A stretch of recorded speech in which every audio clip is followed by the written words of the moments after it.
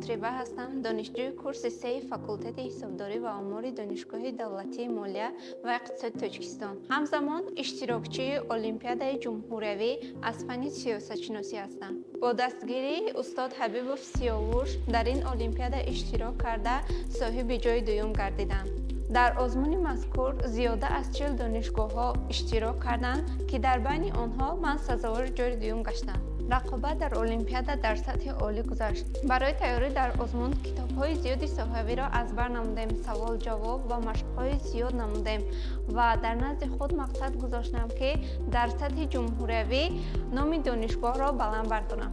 Дар озмун рақибони ман боқувват буданд ва суханони устодам буд, ки ту ҷой мегирӣ ва соҳиби ҷой мешавӣ ва ҳамин тавр шуд, ки ман дар озмун соҳиби ҷойи дуюм гардидам.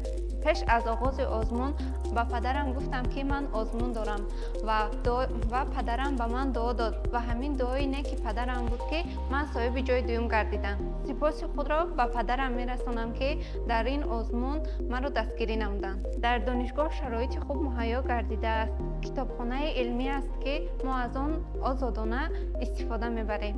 Дар рафти озмун маро ҳаяҷон фаро гирифта буд, ки ман ин ҳаяҷонро бартараф намуда бо кӯшиши зиёд ба мақсади худ расидам. Сипоси худро ба ректори донишгоҳ Сатторзода Бобоҷон мерасонам, ки барои мо шароити хуб муҳайё намуда моро дастгирӣ менамоянд.